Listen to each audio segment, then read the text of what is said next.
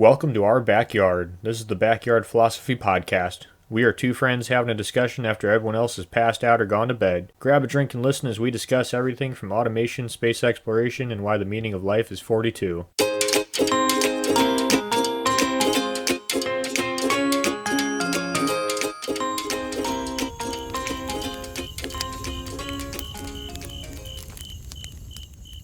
Perhaps there is nothing more frightening than the creatures in the dark depth of the ocean. Beasts of near impossible size, monsters that are nigh indescribable. Usually these creatures stay deep under the water, away from the light, away from us land dwellers. But occasionally, they rise to the surface to remind us who truly rules the seas. But before I get into this story of the ocean carnage, Nick, how are you, and what are you drinking?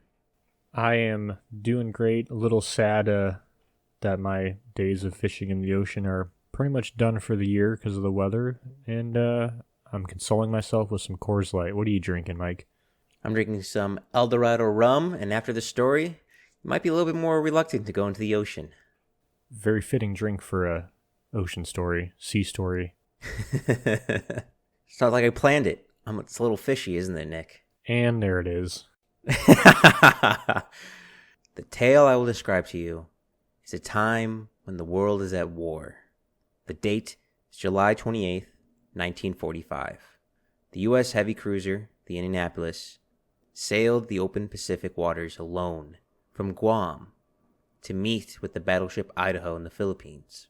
The next day, July 29th, around midnight, on the seemingly peaceful waters, a Japanese torpedo hit the starboard bow of the Indianapolis.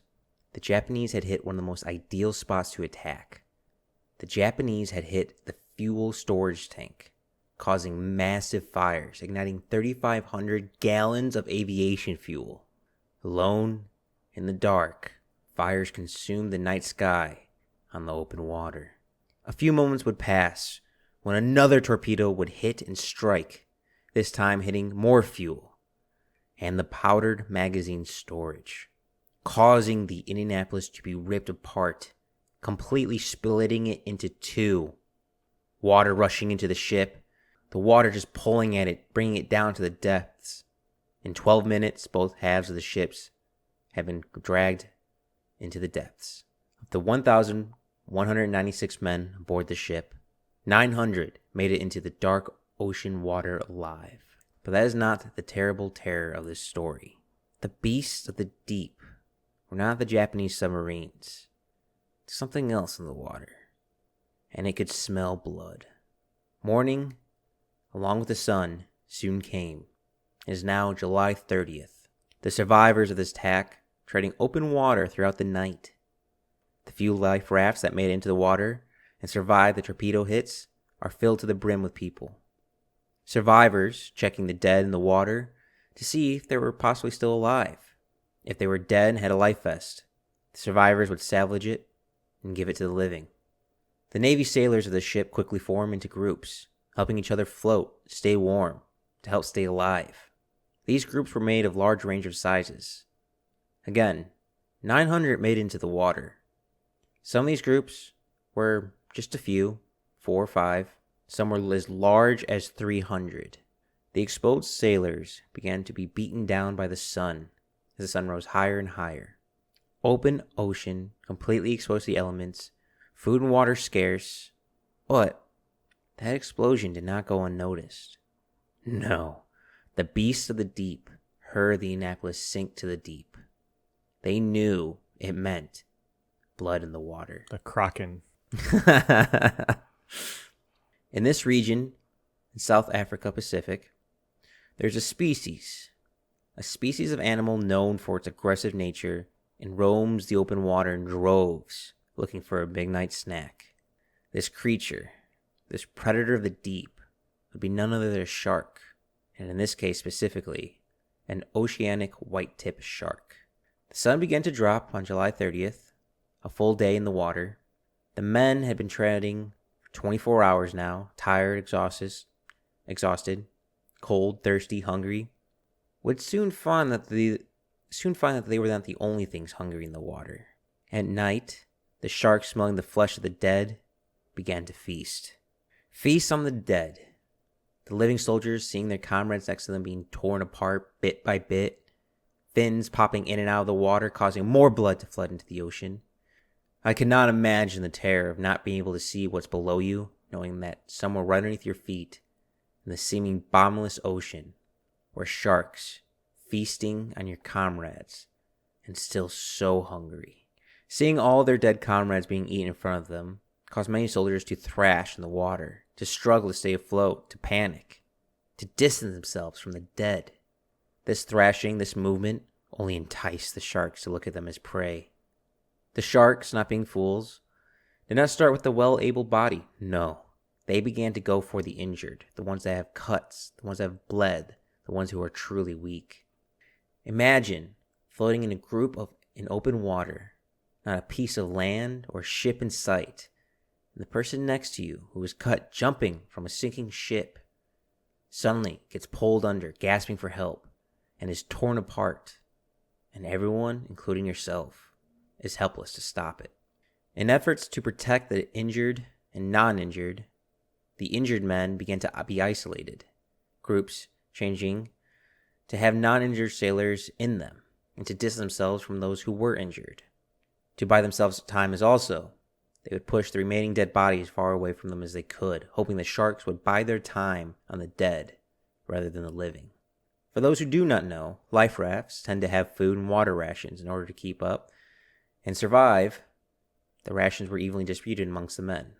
And in one tale, a group of survivors opened a can of Spam to eat.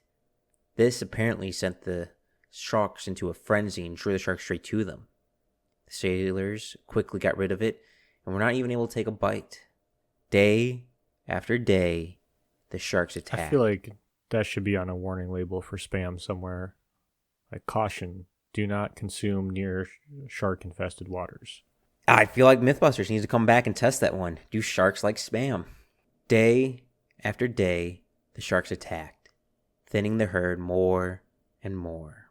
Everyone in the water, not knowing if today was the day they would die, not knowing when the sharks would come, and not even able to see it if they did. This day after day barrage from the creatures of the deep drew many to be exhausted from the sun, to crave thirst from being so parched, and to go mad. Some of the sailors began to drink seawater, essentially killing themselves from salt for the thirst they craved. The madness did not just affect the individual, as the men who were going crazy would splash around, making chaotic moves, drawing the sharks to them. And when the sharks grabbed them, they would reach out to grab their fellow sailor to try to save themselves, dragging them along into the deeps as well. Day 4. Still in open water. Still keep trying to keep your head from sinking, to not drown.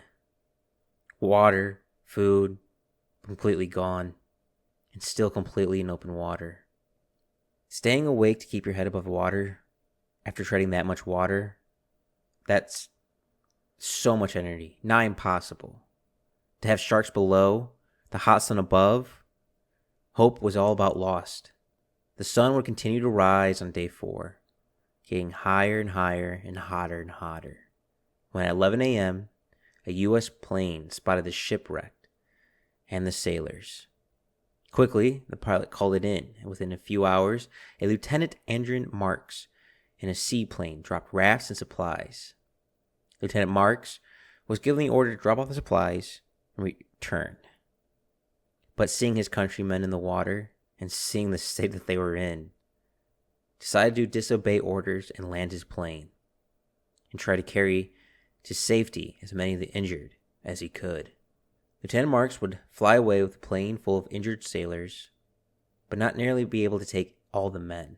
The men, still floating in the water, I imagine, having mixed feelings, happy to know that they have been found, but still scared that they must stay alive in order to be rescued. Hours upon hours would pass. I was just saying, do you think they opened any of the Spam from that was dropped off for them? More hours would pass. The sun would once more go down.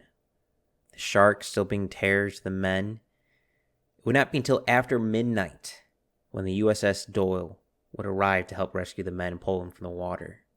Cold, wet, sunstroked, dehydrated, blown up, fighting off sharks, and starving. The men were finally out of the water. Of the 900 living that survived the torpedo attack and made into the water, only 317 survived nature. The Indianapolis went from 1,196 men to 317 in a matter of a few days. That might only be 5 days, just a little under 5 days. But those were perhaps the longest days a man could ever feel. Us humans, we like to think we are untouchable, so dominant on this planet. But we so often forget we are animals of the land. The ocean belongs to the creatures of the deep. I can't even imagine being on one of those rafts. That'd be terrifying, much less treading water. I'm wondering on if exhaustion just start making you not care that there's sharks below you. Everyone's like, oh, you're floating, you have a life vest. If you had a life vest, and you still, there's still things called waves. You still got to keep your head above water to breathe. You know how much energy it takes to tread water? To do it for day after day with little sleep, food, water, and have sharks simply tearing your friends apart and hearing their screams in the middle of the night or in the middle of the day. The smell, too, of all the dead among you. I don't know how they made it through. Yeah, I guess that's the one scenario where someone would be like, all right, I guess I'd rather fight the Japanese again. Yeah, that's as much as we like to kill each other, none better is doing it than nature. We were way out of our element with this one. But I wonder what the psychology or what happened to the men after they were rescued. Couldn't find anything. I wonder if they got sent home, they were redeployed, and I wonder how they lived psychology-wise through the rest of their days. To be in such a helpless scenario for days when you spent your entire life, when you spent years fighting, to not be able to fight back it's gotta mess with you somehow. Yeah, that's, it's a lottery, really. Well, Nick, now you know this terrifying tale of some creatures with tails. You now know the tale of the Indianapolis and the few men who survived the shark attacks. Thank you all for listening.